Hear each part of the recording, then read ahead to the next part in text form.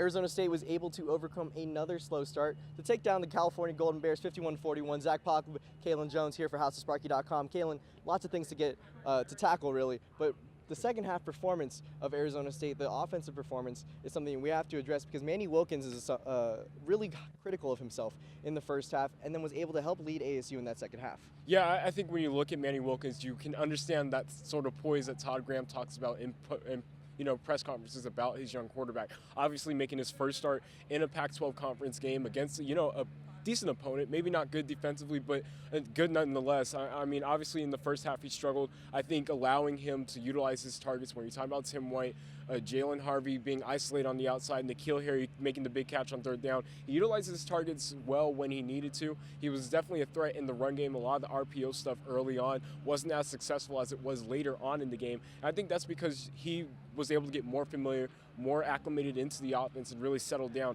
as the game progressed. So I think he did extremely well given the circumstances. And I think he did turn in a pretty solid performance tonight.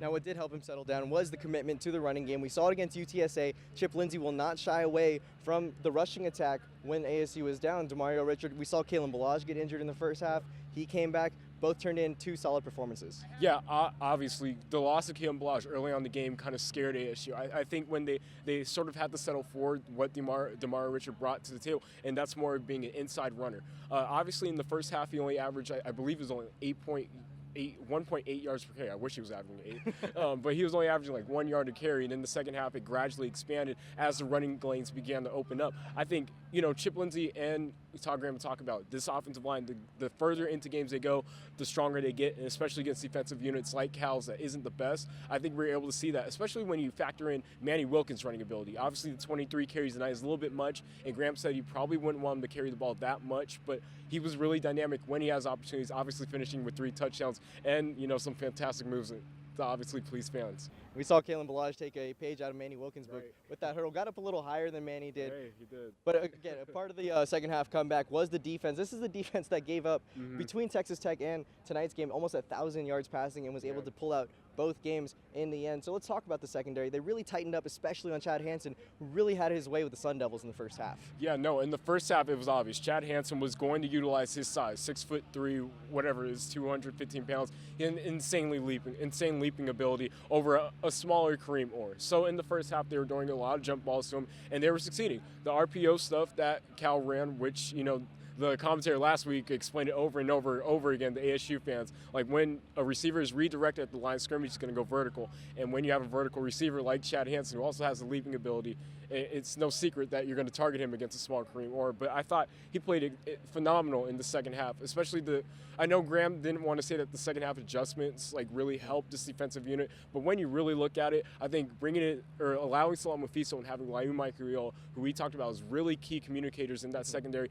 Fiso's pick, obviously, Webb was watching Hansen the entire way, and he even said that was a play that they had success with in the first half. So, and even on Maiocchiola's interception, it was another similar play where he had him running an inside route and Maiocchiola breaking on that. So I think as this team progress into the second half, the further along they get, the more familiar they get with stuff, the more they're able to, kind of be relaxed and play to their defense, which is be aggressive and really attack the ball when it's in the air and really telegraph things. And with Davis Webb, who kind of makes things difficult on himself like he did tonight, that obviously leads to fruitful results for your defense. Yeah, what did have a cause in some of the turnovers that was happening was the pass rush. The front four really was able to get after Davis Webb in the second half.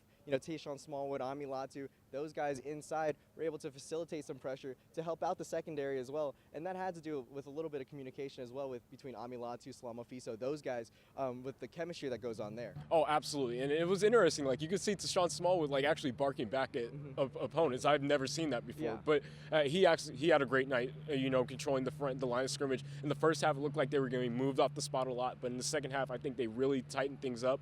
And when you're talking about the front four, Karan Crump, he had a phenomenal game where you're talking about setting the edge and really being that bendy devil backer that, ASU fans have been searching for so long. He's definitely emerged as a potential suitor for that position when you're talking about his 2 sacks and his near strip sack of Davis Webb early on in the game. I think that he's going to be a key contributor moving forward, especially if he continues to grow in that confidence.